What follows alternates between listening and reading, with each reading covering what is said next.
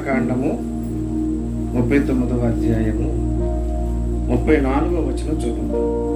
యెహోవా మోషేకు ఆజ్ఞాపించినట్లు ఇశ్రాయేలీయులు ఆ పని అంతయు చేసిరి. మోషే ఆ పని అంతయు చూచినప్పుడు యెహోవా ఆజ్ఞాపించినట్లు వారు దానిని చేసియుండిరి. అలాగుననే చేసియుండిరి గనుక మోషే వారిని దీవించెను. ఆమేన్. శ్రీ యేసుదేవా మా యేసుదేవా శ్రీ యేసుదేవా మా యేసుదేవా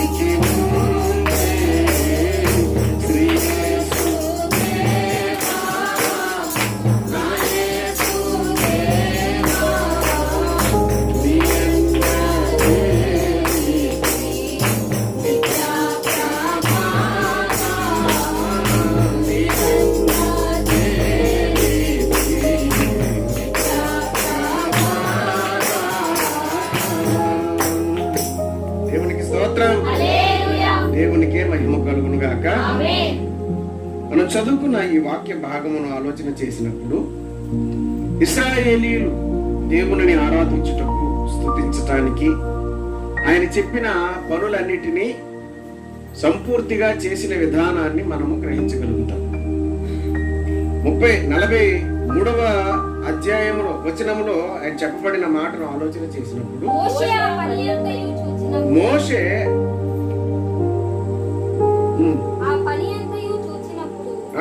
యెహోవా ఆజ్ఞాపించినట్లు దాని అంతటిని వారు చేసి ఉన్నారు. కాబట్టి ఏమైతే చెప్పారో అలాగనే చేశారు. కాబట్టి మోషే వారిని దీవించెను అనే మాటను మనము చూస్తాం. ఎందుచేతను అనగా దేవుని పని విషయంలో, ఆయన సంకల్పం విషయంలో దేవాది దేవుడు ఎట్టి రీతిగా తన బిడ్డలైన వారిని వాడుకోవాలని ఆలోచన కలిగి ముందు మనం చదువుకున్న అధ్యాయాలలో ఎలాగైతే బెసలీలు అనే చిత్రకారుని పనిచేసే వారిని, నైపుణ్యత కలిగిన పనిచేసే వారిని ఎన్నుకొని ఆయన పనిని చేయించుకున్నారో, అలాగుననే దేవాది దేవుడు సృష్టికర్త అయిన తండ్రి ఆయనను ఆరాధించటానికి, స్తుతించటానికి, ప్రార్థించటానికి ప్రజలైన వారు ఆయన సన్నిధికి వచ్చి మోకరిల్లి దేవా నీవే మాకు ఆధారమై ఉన్నావని అడగడానికి తండ్రి అయిన దేవుడు చెప్పిన ప్రతి ఆజ్ఞ చొప్పున, మాట చొప్పున ఇశ్రాయేలీయులు చేసిన పనిని బట్టి దేవుడు వారికి అప్పగించిన పని అంతటిని పూర్తి చేయించుటను బట్టి మోషే సంతోషపడి వారిని దీవించెను అనే మాట చూస్తాం. దేవుని పిల్లలమైన మనము కూడా దేవునిని వెంబడిస్తూ, ఆయనను అనుసరిస్తూ, ఆయన మాటలను జ్ఞాపకము చేసుకొనుచు, ఆయన విధులను ఆచరించుటూ, ఆయన చెప్పే మాటలన్నీ మన హృదయంలో నిలబెట్టుకొని, తలంపులలో భద్రపరుచుకొని, ఎట్టి రీతిగా దేవాది దేవుడు మనల్ని బ్రతకమని సెలవిచ్చారో అటు రీతిగా బ్రతకడం కోసము మనం ప్రయత్నం చేసినప్పుడు, ఫలము అభివృద్ధి పొందినప్పుడు తప్పక దేవుడు మనలను దీవించేవారై ఉన్నారు. లేవి కాండంలో మనం చూసినప్పుడు 9వ అధ్యాయంలో 22 నుంచి 23 వచనాలు చదివినప్పుడు అప్పుడు అహరోను పాప పరిహారార్థ బలిని, దహన బలిని, సమాధాన బలిని అర్పించి ప్రజల వైపునకు తన చేతులను ఎత్తి వారిని దీవించిన తరువాత దిగి వచ్చెను. మోషే అహరోనులు ప్రత్యక్షపు గుడారములోనికి వెళ్ళి వెలుపలికి వచ్చి ప్రజలను దీవించగా యెహోవా మహిమ ప్రజలందరికీ కనబడెను. దేవునికి స్తోత్రం.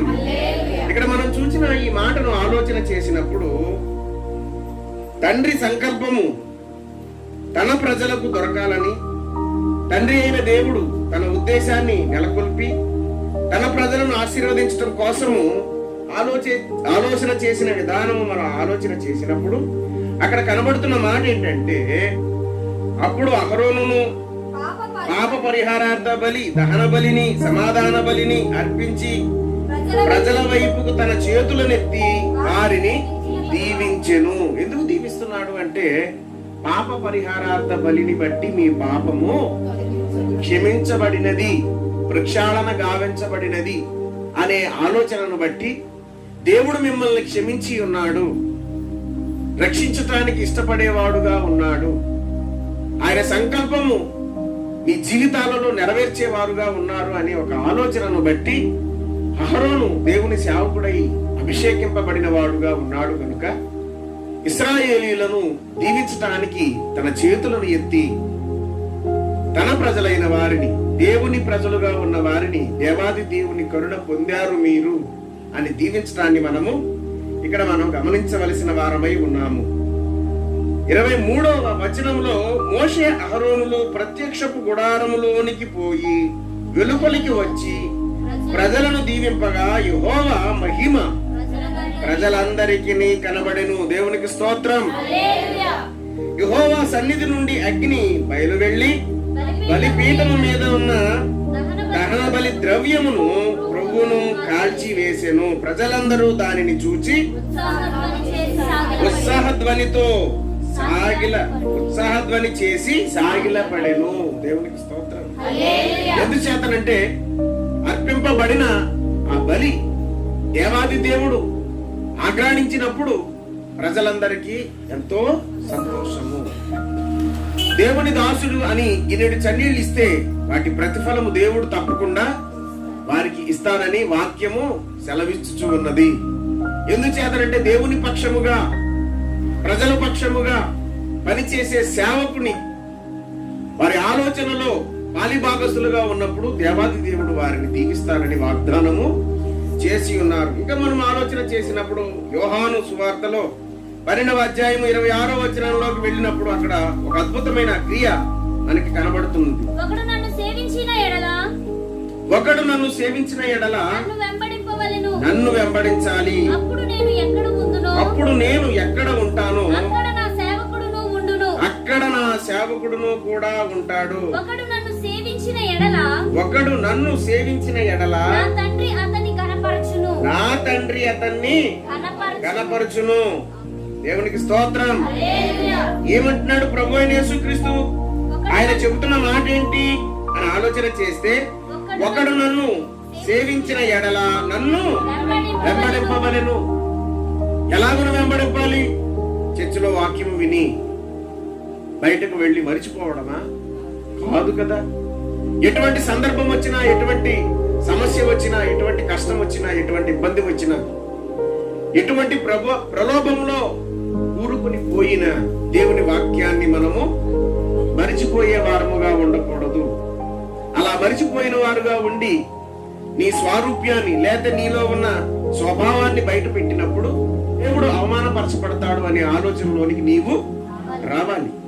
అందుకని దేవుని వాక్యాన్ని బట్టి నువ్వేమవ్వాలి అంటే దేవుని నిబంధనలో నిలిచి ఉండాలి.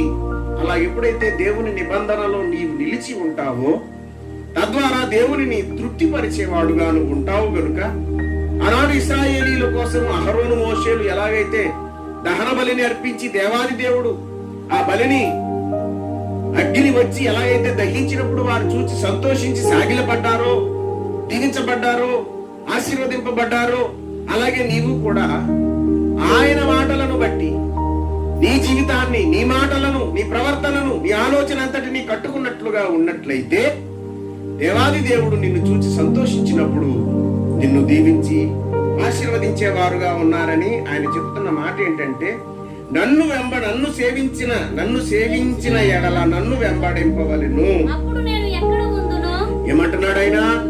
నేను ఎక్కడ ఉంటానో అక్కడ మీరు కూడా నా సేవకుడు నాతో పాటు మీరును, మీతో పాటు నేనును ఉంటానని వాగ్దానం చేసిన వాగ్దానకర్త అయిన దేవుడు నిన్ను విడువను ఎడబాయను అని ప్రేమతో వాగ్దానం చేసిన తండ్రి అయిన దేవుడు నిన్ను ఎన్నడూ కూడా విడిచిపెట్టడు. దేవునికి స్తోత్రం. హల్లెలూయా. అందుకని దేవుణ్ణి మనసారా ప్రేమించే ప్రజలైన బిడ్డలైన మనము యెహోవా నా బలమా, యథార్థమైనది నీ మార్గం, పరిపూర్ణమైనది నీ మార్గం అని ఆత్మతో సత్యముతో ఆరాధించేవారుగా మనము ఉండాలన్నదే దేవుని సంకల్పమై ఉన్నది. ఎవరునూ కూడా పరిపూర్ణుడుగా లోకములో లేడు. కనుకనే పరిపూర్ణమైన స్థితిలోనికి రావాలన్నదే దేవుని సంకల్పం. ఇశ్రాయేలీలు 40 సంవత్సరములు దేవునిని వెంబడిస్తున్నారు గాని దేవుని ఉద్దేశాన్ని తెలుసుకోలేకపోతున్నారు. దేవుని ఆలోచనను గ్రహించలేకపోతా ఉన్నారు. దేవుడు చెప్పే మాటలను అభ్యాసం చేయలేకపోతా ఉన్నారు. కనుకనే వారి స్వభావముతో చెడిపోయిన వారుగా ఉన్నారు. కనుక ఇక్కడ మనం చూచినప్పుడు ఎంతో అద్భుతమైన కార్యము. దేవుడు ప్రేమమయుడై ఉన్నాడు, కరుణామయుడై ఉన్నాడు.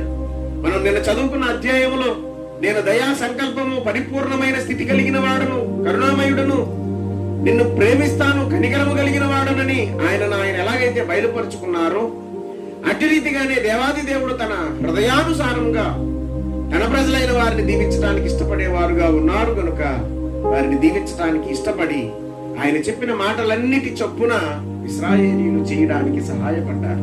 దేవునికి స్తోత్రం. హల్లెలూయా. కనుక మనం ఆలోచన చేసినప్పుడు యేసుక్రీస్తు ప్రభువారు నమ్ముట నీ వలనైతే నమ్మువానికి సమస్తమును సాధ్యమని ఆయన సెలవిస్తున్నారు. కనుక అలాంటి స్థితిలో మనము నమ్మిన వారమైతే మన జీవితంలో అద్భుతమైన కార్యాలు దేవుని ద్వారా చేయడం మనం చూస్తాం.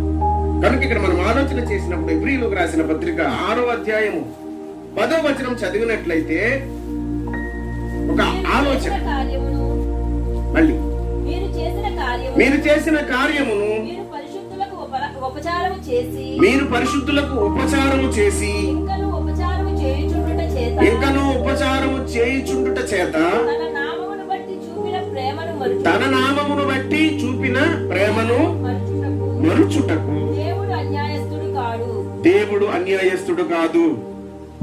దేవుడు చెబుతున్న మాట ఏంటంటే, మీరు చేసిన కార్యం ఏదైతే ఉన్నదో ఆ కార్యం ఎట్టి రీతిగా ఉన్నదో, దాని తత్వం ఏ రీతిగా ఉన్నదో, హృదయపూర్వకంగా నువ్వు చేయగలుగుతున్నావో లేక హృదయము లేక చేస్తున్నావో అనే కార్యాన్ని బట్టి దేవాది దేవుడు నీకు ఎప్పుడైతే ఏ మాటలైతే బోధిస్తున్నారో, పరిశుద్ధాత్మ దేవ ఆయన సంకల్పమును బట్టి బోధించుతున్న బోధను బట్టి నువ్వు ఎప్పుడైతే ఆయన మార్గమును నిలవబడి దేవాది దేవా నీవే నాకు సహాయకుడవై ఉన్నావని నీ తలపును, నీ తనువును, నీ ఆలోచనను సమస్తమును కట్టుకొని తనువు నాది తీగోగై కొను మీరో ప్రభువాని పనికి ప్రతిష్ఠించుమి. దేవునికి స్తోత్రం. అట్టి రీతిగా దేవునికి నీ తనువును, నీ తలంపును, నీ ఆలోచనను, నీ హృదయమును, నీ ప్రవర్తన అంతటికి కూడా ఆయన అధికారం ఇచ్చినట్లుగా నువ్వు జీవించగలిగితే దేవాది దేవుడు నిన్ను దీవించడానికి ఎంతో ఆసక్తి కలిగిన వాడుగా ఉన్నాడు అని మనం గ్రహించవలసిన వారమే ఉన్నాము. కనుక ఇక్కడ మనం చూసినప్పుడు మీరు చేసిన కార్యము, మీరేమి చేస్తున్నారు? పరిశుద్ధులకు ఉపచారము చేయుచున్నారు. ఇంకను ఉపచారము చేయుచుండుటను బట్టి తన నామమును బట్టి చూపిన ప్రేమను బట్టి దేవుడు అన్యాయస్తుడు కాదు. నువ్వేది విత్తుతావో అదే నువ్వు కోయాలి తప్పకుండా. అలాగ కోయను అని అంటే కుదరదు. ఎందుచేతనంటే పనివాడు జీతానికి పాత్రుడని గ్రంథము తెలియచేస్తుంది. కనుక నీ పని ఏదైతే ఉన్నదో ఆ పనిని బట్టే నీవు జీతము పొందుకోవాలి. ఏదైతే నువ్వు విత్తుతావో తప్పకుండా దానిని నువ్వు అనుభవించాలి, కోయాలి. కనుకనే దేవాది దేవుడు చెప్తున్న మాట ఏంటంటే, పరిశుద్ధులకు నువ్వు ఉపచారం చేశావు గనుక నీవు నాకు ఉపచారం చేసినట్లే. కనుక నిన్ను దీవిస్తానికి నీ ఇష్టపడిన వాడనై ఉన్నాను గనుక నిన్నేనా ఏనాడు కూడా విడిచిపెట్టను, ఎడబాయను. నేను అన్యాయస్తుడను కానే కాను అని దేవాది దేవుడు తన స్వరూపమును బట్టి తన ప్రజలైన వారిని, తన ప్రేమను బట్టి తన బిడ్డలైన వారిని దీవించడానికి ఇష్టపడేవారుగా ఉన్నారు. మత్తయి సువార్త 25వ అధ్యాయం 21వ వచనం మనం చూసినట్లయితే అక్కడ ఒక ఆలోచన దేవాది దేవుడు తెలియజేస్తూ ఉన్నాడు. 25వ అధ్యాయము 21వ వచనము, అతని యజమానుడు బలా నమ్మకమైన మంచి దాసుడా అని, నీవు ఈ కొంచెములో నమ్మకముగా ఉన్నావు, నేను నిన్ను అనేకమైన వాటి మీద నియమిస్తాను అని నీ యజమానుని సంతోషములో పాలు పొందమని అతనితో చెప్పెను. దేవునికి స్తోత్రం. అందుకని దేవుని తెలిసిన వారు, నీతిమంతుడైన, యథార్థపరుడైన, పరిశుద్ధుడైన, ఏ పాపము లేని దేవాది దేవుడైన యేసుక్రీస్తు ప్రభు వారిని నువ్వు తెలుసుకున్నావు గనుక కొంచెములో నమ్మకముగా ఉండుట నీకెంతో మేలు, ఆశీర్వాదము. కనుకనే అంటాడు అక్కడ ఏమని, కొంచెములో నీవు నమ్మకంగా ఉన్నావు గనుక నిన్ను అనేకమైన వాటి మీద నియమిస్తాను, నీ యజమాని సంతోషములో పాలు పంపులు పొందమని అతనితో చెప్పుచున్నాడు. దేవునికి స్తోత్రం. అధికారం ఇస్తున్నాడు, దత్తపుత్రాత్మను అనుగ్రహిస్తున్నాడు, దాస్యత్వపు ఆలోచనను తీసివేస్తున్నాడు. కనుక అలాంటి దేవాది దేవుణ్ణి నీ తండ్రిగాను, నీ స్నేహితునిగాను, నీ బంధువుడుగాను నువ్వు ఆలోచన చేసి నిన్ను కొలిచెదారావయ్యా నా యేసయ్యా, నిన్ను కొలిచెదారావయ్యా. హృదయ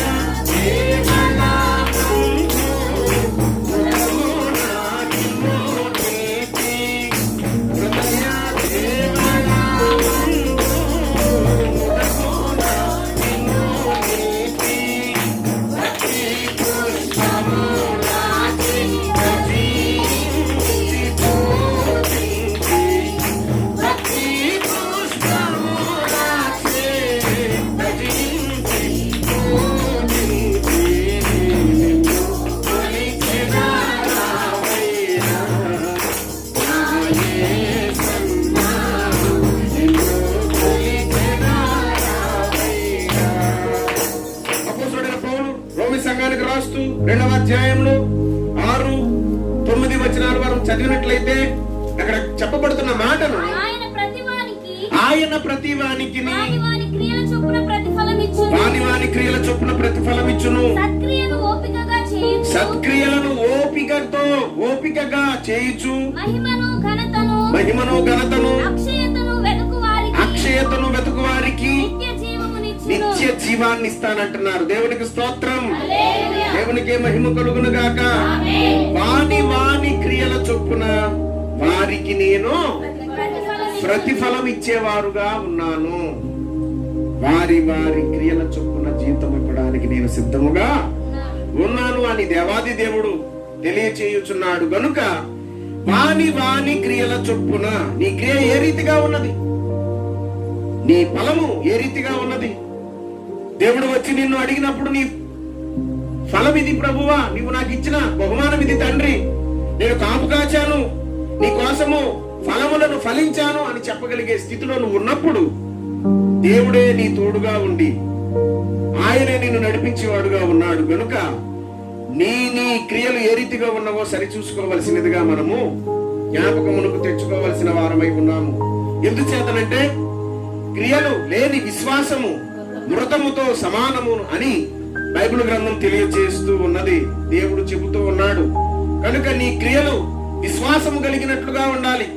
సంఘంలో విశ్వాసముగా ఉండి బయటకు వెళ్ళినప్పుడు విశ్వాసహీనత కలిగిన వారుగా ఉంటే దేవుడు ఎంత మాత్రమును సంతోషించేవారుగా లేరు అని మనము గమనించగలిగిన వారుగా ఉండాలి. కనుక ఆ ప్రతిఫలం ఏదైతే ఉన్నదో అంటాడు, నువ్వు కారు ద్రాక్షలు కాయుచున్నావు, ఎంతో ప్రేమతో నిన్ను నాటాను, కానీ నీ ఉద్దేశములు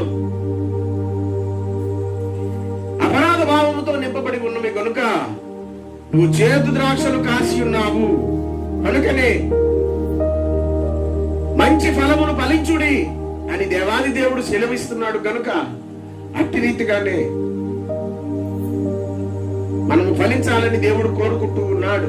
కనుక నీ క్రియలు ఏ రీతిగా ఉన్నవో దేవునికి అంగీకార యోగ్యంగా ఉండేటట్లుగా మనము జీవించవలసిన వారమే ఉన్నాము. ఎందుచేతనంటే లోకము దాని సమస్తమును గతించిపోతాయి, కానీ దేవుడు నోట నుండి వచ్చిన ప్రతి మాట కూడా నిలిచి ఉండిపోతుంది. కనుకనే భక్తిపరులకు కావలసిన ఆలోచన ఏమిటి అని అంటే, లోకంలో ఉన్న దానిని బట్టి కాదు గాని నీవు తెలుసుకున్న పరమ తండ్రి అయిన ఆలోచనను బట్టి నీవు జీవించవలసిన వాడముగాను జీవించవలసిన దానముగాను ఉన్నావని గ్రహించవలసిన వారముగా ఉన్నాము. అలాంటి దేవాది దేవుడు నీ పక్షముగా ఉన్నప్పుడు లోకంలో ఎంతమంది అయినను, ఎన్ని సమస్యలైనను, ఎంత కష్టమైనను, ఎంత శ్రమ అయినను నిన్ను వెంబడించినప్పుడు, నిన్ను శోధనలో పడేయాలని తలచినప్పుడు దేవుడే నీ పక్షముగా ఉండి అద్భుతమైన కార్యములు నీ జీవితంలో చేసినప్పుడు అనేక మంది రక్షణార్థమైన స్థితిలోనికి రావడానికి అద్భుతమైన కారణమై నీవే ఉంటావు. కనుక నీ క్రియలు ఏ రీతిగా ఉన్నవి, నీ తలంపులు ఏ రీతిగా ఉన్నవి, నీ ఆలోచన ఏ రీతిగా ఉన్నది అని నువ్వు ఆలోచించవలసిన వాడవుగాను ఆలోచించవలసిన దానవుగాను ఉన్నాము. దేవాది దేవుడు చెబుతూ ఉన్నాడు, శ్రమ రాక మానదు, శ్రమ ఎక్కడి నుంచి వచ్చనో అక్కడే శ్రమ నిలిచి ఉంటుందంటాడు. నీకు విరోధమైన ఏ ఆయుధము కూడా వర్ధిల్లదని దేవుడు చెప్పి ఉన్నాడు. కనుక ఆయన మాటను బట్టి నువ్వు జీవించినట్లయితే చీకటిలో కూడా ఆనాడు ఇశ్రాయేలీలకు ఎలాగైతే వెలుగును చూపించాడో అలాగనే నీ జీవితంలో కూడా వెలుగులై ఉన్న దేవుడు వెలుగును చూపించడానికి సంసిద్ధుడై ఉన్నాడు. దేవునికి స్తోత్రం. కనుక దేవాది దేవుని సంకల్పాన్ని ఏమాత్రము త్రోసివేయక నీ తలంపులు, నీ ఆలోచన, నీ విధానము సమస్తమును ఆయనకి ఇష్టమైనట్లుగా నువ్వు జీవించినట్లయితే నీ జీవితం అంతా ఆశీర్వాదకరముగానే ఆయన దీవించడానికి సిద్ధముగా ఉన్నాడని సెలవిచ్చుచూ ఉన్నాడు.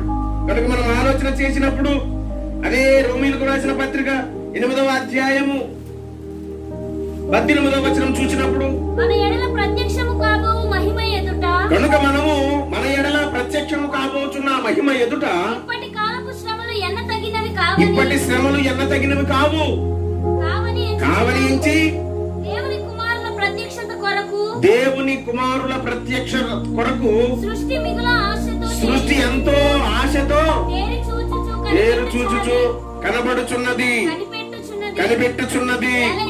ఎందుకంటే సృష్టి నాశనమునకు లోనై ఉన్న దాసత్వమును లో నుండి దాస్యత్వములో నుండి విడిపింపబడి దేవుని పిల్లలు పొందబోవు మహిమగల స్వాతంత్ర్యము పొందుతుదనని నిరీక్షణ కలిగి స్వేచ్ఛగా కాక దానిని లోపరిచిన వానిని మూలముగా వ్యర్థపరచబడిను. దేవునికి స్తోత్రం. ఏమని దేవుడు సెలవిస్తున్నాడు ఇక్కడ? ఏమంటున్నాడు అక్కడ? మన ఎడల ప్రత్యక్షము అవ్వాలని ఎదురు చూస్తున్న విధానము. ఇప్పటి కాలపు శ్రమలు ఎన్న తగినవి కావని. ఇప్పుడు నీకున్న శ్రమ ఏదైతే ఉందో, కష్టం ఏదైతే ఉందో, భారం ఏదైతే ఉందో, బాధ ఏదైతే ఉన్నదో వాటన్నిటినీ ఎన్న తగినవి కావని ఎంచుచున్నావు. ఎందుకు పనికిరానివిగా ఎంచదగి దేవుని కుమారుల ప్రత్యక్షత కొరకు. కనుక దేవుని కుమారులు అంటే నీవు నేను దేవుని బిడ్డలుగా మార్చబడ్డాము. కనుక నా ఉద్దేశము దేవుని తలంపులతో నింపబడినప్పుడు దేవుని కుమారులని పిలువబడతాము. కనుక ఇక్కడ చెప్పబడుతున్న మాట ఏంటి? దేవుని కుమారుల ప్రత్యక్షత కొరకు సృష్టి మిగుల ఆశతో ఎదురు చూచుచున్నది. ఎందుకని? అంతము వచ్చుచున్నది, కాలము పరిపూర్ణము సమీపముగా ఉన్నది కనుక, అంతము వచ్చుచున్నది కనుక మారు మనస్సు కలిగిన ఫలములను ఫలించుడి అని దేవాది దేవుడు వాక్యము ద్వారా తెలియజేయుచున్నాడు. కనుక ఆయన చెప్పిన మాటను మనం మరిచిపోకుండా దేవుని ఉద్దేశములో, దేవుని తలంపులో మనం దేవుని సన్నిధికి వచ్చిన వారము వచ్చినట్లుగా కాకుండా మెరుగుపరచబడినట్లుగా సువర్ణం ఎలాగైతే అగ్నిలో దహించబడి అద్భుతమైన రీతిగా మార్చబడుతుందో, అలాగున శ్రమ వచ్చినప్పుడు, కష్టం వచ్చినప్పుడు, భారం వచ్చినప్పుడు, బాధ వచ్చినప్పుడు, ఇబ్బంది వచ్చినప్పుడు, అపవాది శోధన నిన్ను శోధిస్తున్నప్పుడు దేవునితో సమానమైన ఆలోచన కలిగిన వారుగా మనం ప్రతి విషయంలో అపవాదిని ఎదిరించగలిగిన వారుగా ఉండాలని దేవుడు కోరుకుంటూ ఉన్నాడు. కనుక దేవాది దేవుడు చెప్పిన ప్రతి పనిని కూడా వారు చేసి పరిపూర్ణులుగా దీవించబడడానికి ఇష్టలుగా, దేవునికి నచ్చినట్లుగా ఉన్నారని మనం చూస్తాం. లేవీ కాండము మనం చదువుకున్నాము 9వ అధ్యాయం 22వ వచనము, 22, 23. అప్పుడు అహరోను పాప పరిహారార్థ బలిని, దహన బలిని, సమాధాన బలిని అర్పించి ప్రజల వైపునకు తన చేతులెత్తి వారిని దీవించిన తరువాత దిగి వచ్చెను. మోషే అహరోనులు ప్రత్యక్షపు గుడారములోనికి పోయి వెలుపలికి వచ్చి ప్రజలను దీవింపగా యెహోవా మహిమ ప్రజలందరికీ కనబడెను. ఇక్కడ మనం చూస్తున్న మాటే, ముందు చదువుకున్న మాటే. ఏమంటున్నాడు ఆయన? దేవాది దేవుడు ఏమని సెలవిస్తున్నాడు, ఏమని రచించారు అనే ఆలోచన కలిగి ఉంటే అక్కడ చెప్పబడుతున్న మాట, అహరోను పాప పరిహారార్థ బలిని, దహన బలిని, సమాధాన బలిని అర్పించి ప్రజల వైపు తన చేతులెత్తి వారిని దీవించి తరువాత దిగి వచ్చెను. మోషే అహరోనులు ప్రత్యక్షపు గుడారంలోనికి వెళ్లి వెలుపలికి వచ్చి ప్రజలను దీవింపగా యెహోవా మహిమ ప్రజలందరికీ కనబడెను. యెహోవా సన్నిధి నుండి అగ్ని బయలు వెళ్లి బలిపీఠము మీద ఉన్న దహన బలి ద్రవ్యమును, క్రొవ్వును కాల్చివేసెను. ప్రజలందరూ దానిని చూచి ఉత్సాహధ్వని చేసి సాగిలపడెను. దేవునికి స్తోత్రం. కనుక అలాంటి గొప్ప ఆశీర్వాదము నీకు నాకు కావాలి అని అనుకున్నప్పుడు దేవాది దేవుడు చెబుతున్న మాటలోనే నువ్వు నిలవాలి. లోకములో నీకు ఆశీర్వాదం దొరకపోవచ్చు, దేవుడు నీకు ఇస్తాను నేను ఆశీర్వాదం అని ఆశీర్వాదించడానికి ఇష్టపడి ఉన్నాడు. లోకములో ఏదైనా నీకు కష్టమై ఉండొచ్చు, కానీ భారము కలిగి దేవుని యందు ప్రార్థన చేసుకుని నువ్వు ప్రారంభిస్తే ప్రతి పని కూడా సఫలమవుతుందని దేవుడు చెబుతూ ఉన్నాడు. కనుక అలాంటి దీవెనలు పొందుకునే స్థితిలో మనం ఉండాలని దేవాది దేవుడు తెలియజేస్తూ నిన్ను నన్ను ఆశీర్వదించాలని ఇష్టపడుతూ ఈ 39వ రోజున తన ఆత్మ ద్వారా చెప్పుచున్న మాట, భయపడకుమని యెహోషువతో ఎలాగైతే సెలవిచ్చారో, దిక్కులేని పరిస్థితిలో ఆగరు ఎలాగైతే తనను తాను రక్షించుకోవడానికి, తన బిడ్డను రక్షించుకోవడానికి ఎలాగైతే శ్రమ పడ్డదో, చూచుచున్న దేవుడైన యెహోవా దేవుడు ఎలాగైతే సహాయపడ్డాడో, అలాగనే మనకు సహాయము చేస్తానని, తన బిడ్డలకు సహాయము చేస్తానని, తన నమ్మిన వారిని ఎప్పుడు ఎన్నడూ విడిచిపెట్టనని వాగ్దానం చేసిన వాగ్దాన దేవుడైన యెహోవా దేవుడు తన తలంపులలో, తన ఆలోచనలో నీవు కూడా ఉండాలని ఆలోచన కలిగి తన వాక్య గ్రంథము మనకు చెప్పవలసిన మాటలన్నీ ఈ గ్రంథంలో ఈమిచ్చి నీకు నాకు అందించారు గనుక వాక్యాన్ని తెలుసుకుంటున్న నీవు నేను దేవుని ఉద్దేశములో స్థిరులుగా ఉండి దేవుని ఆరాధించబద్దులమై ఉన్నాము. వేషము దేవునికి ఇష్టము కాదు, వేషధారణ దేవునికి ఇష్టము కాదు. అక్రమము చేయువారులారా నా యొద్ద నుండి వెళ్ళిపోండి అని అంటాడు. అప్పుడు నీ గతి ఏమిటి? అదో గతే, ఏమవుతుందో తెలియదు. కనుక దేవాది దేవుడు చెప్పిన మాటలను బట్టి నువ్వు జీవించబడినట్లయితే ఆయన దీవెనలను బట్టి నువ్వు ఆశీర్వదింపబడతావు, ఉన్నతమైన స్థితిలో ఉంటావు, అనేకులకు మాదిరిగా ఉంటావు. కనుక అలాంటి ఆశీర్వాదాలు పొందుకోవాలని దేవుడు నిన్ను నన్ను పిలుచుకున్నాడు. ఆయన పిలుపు యోహాను సువార్త 15వ అధ్యాయంలో 16వ వచనం మనం చదివినప్పుడు అక్కడ కనబడుతుంది. ఏమని? మీరు కొంచెం కాలమైన తరువాత 15వ అధ్యాయం 16వ వచనం, ప్రేమించిన ఎడల నీవు నన్ను ప్రేమించిన ఎడల నా ఆజ్ఞలను గైకొందురు. నా ఆజ్ఞలను గైకొంటావు. అది కాదేమో అనుకుంటున్నాను నేను. మీరు నన్ను ఏర్పరచుకొనలేదు, మీరు నన్ను ఏర్పరచుకొనలేదు, మీరు నా పేరిట ఏమి అడుగుదురో మీరు నా పేరట తండ్రిని ఏమడుగుతారో అది ఆయన మీకు అనుగ్రహించునట్లు అది ఆయన మీకు అనుగ్రహించేటట్లు మీరు వెళ్లి ఫలించటానికి, మీ ఫలము నిలిచి ఉండటానికి నేను మిమ్మల్ని ఏర్పరచుకొని నియమించి తిని. దేవునికి స్తోత్రం. ఆయన నియమం ఏంటి? నిన్ను ఏర్పరచుకొని నిలిపి ఉన్నాడు. అందుకని అన్యజనుల వలె నీవు నేను ఉండతగదు. కనుకనే దేవాది దేవుని మనసును గాయపరచకుండా, దేవుని తలంపును పాడు చెయ్యకుండా మనము మన పరిస్థితులు ఏమిటి? మనం దేవుని పిల్లలమై ఉన్నాము. మన నోటిని కట్టుకోవాలి, మన ఆలోచనలు కట్టుకోవాలి, మన తలంపులను కట్టుకోవాలి. అలాగ కట్టుకొని అంటాడు కదా, మీ నడుములను కట్టుకొనడి అని అంటాడు దేవుడు. కనుక అలాంటి స్థితిలో మనం ఉన్నప్పుడు దేవాది దేవుని కృపను మనము తప్పక పొందుకుంటాము. కనుక అలాంటి దీవెనలు పొందుకోవాలనే దేవుడు ఆశపడుతూ ఉన్నాడు. అలాంటి ఆశీర్వాదాలు మనకి, మన కుటుంబాలకి దేవుడు ఇవ్వనై ఉన్నాడు. అలాగే ఆయన చెప్పినట్టుగా మనం జీవించినట్లయితే దేవుడు మనల్ని అభివృద్ధి పరుస్తాడు, ఆశీర్వదిస్తాడు, ఉన్నతమైన ఆశీర్వాదాలు ఇస్తాడు. ఆయన చెప్పిన మాటను బట్టి క్రమంగా మనం నడిచినట్లయితే దేవుడే మనకి దీవెనలు అందించేవాడుగా ఉన్నాడు. కనుక ఆయన మాటలను ఏమాత్రము కూడా సున్నైనను పుల్లైనను తప్పిపోదని సెలవిచ్చారు. గనుక అలాంటి దేవుణ్ణి మనము విశ్వసించిన మనము మనస వాచ కర్మేణ దేవాది దేవుణ్ణి ఆరాధికులుగా ఉండాలి. వాక్యానుసారమైన బ్రతుకునే మనము బ్రతకాలి. అలాంటి బ్రతుకును దేవుడు మనకు దయచేయాలని కోరుకుంటూ ఈ మాటలు మీ హృదయంలో భద్రపరచాలని దేవుణ్ణి కోరుకుంటూ ఈ నా మాటలు మిగుస్తూ ఉన్నాను. మహాపరిశుద్ధుడమైన తండ్రి, జీవాధిపతిమైన దేవా, నిన్న నేడు నిరంతరం ఉండి మాతో నడుచుచున్న దేవా, మమ్మల్ని నడిపించుచున్న దేవా, 39వ రోజులో మోషే సుఖోపవాసములు జరిగించడానికి తండ్రి మా ముందు ఇంకా ఒక్కరోజే ఉన్నది ప్రభువా. ఆయన పరిపూర్ణమైన స్థితి, ఆయన పరిశుద్ధమైన స్థితి, అద్భుతమైన ఆశీర్వాదాలు పొందుకునే స్థితి ఆయన మాకు దయచేయండి. ఇశ్రాయేలీయులను ఎలాగైతే కరుణించావో అటు రీతిగా మమ్మల్ని కరుణించండి, కృప చూపించండి. నశించిపోతున్న ఆత్మను రక్షించండి, మీరు ఆకర్షించుకోండి, నీ కుమారుని ఎదురు నడిపించుకోండి, నీ సన్నిధిలో మోకరింప చేయండి. వారి కష్టములన్నీ తీర్చేటట్లుగా దేవానికి ఇచ్చే ఆశీర్వాదాలతో దీవెన పొందేటట్లు చేయండి. దేవానికి వందనాలు, మీకు స్తోత్రములు, మీకు స్తుతులు తండ్రి. మేము నమ్మదగిన వారము, నీవు నమ్మదగిన దేవుడవు. కనుక దేవా, నీ సహాయము బట్టి మేమును కూడా నీ మాటలో, నీ బాటలో, నీ మార్గములో నమ్మదగిన వారముగా ఉండేటట్లు సహాయమును అనుగ్రహించండి, కృప చూపించండి. ఎక్కడనూ కూడా మా జీవితంలో అపవాదికి తావివ్వక నీ పరిశుద్ధతకే తావిచ్చేటట్లుగా మమ్మల్ని మేము స్థిరపరచుకొని తండ్రి నీ సన్నిధిలో నిలబెట్టుకొని మేము చేసే ప్రతి ప్రార్థన తలంపును ఆశీర్వదింపబడేటట్లుగా కృప చూపించమని, సమస్త ఘనత మహిమ ప్రభావాలు పొందుకోమని, చిన్న మందగా చేరిన మమ్మల్ని అందరినీ దీవించమని యేసుక్రీస్తు పరిశుద్ధమైన నామమున ప్రార్థన చేస్తూ, నజరేయుడైన యేసుక్రీస్తు నామమున నూతన ఆత్మను తండ్రి అయిన దేవుడు ఆకర్షించుకొనుగాక. చేరిన మనందరినీ ప్రభువు దీవించి ఆశీర్వదించునుగాక. వాక్యాన్ని హృదయములో భద్రపరచునుగాక.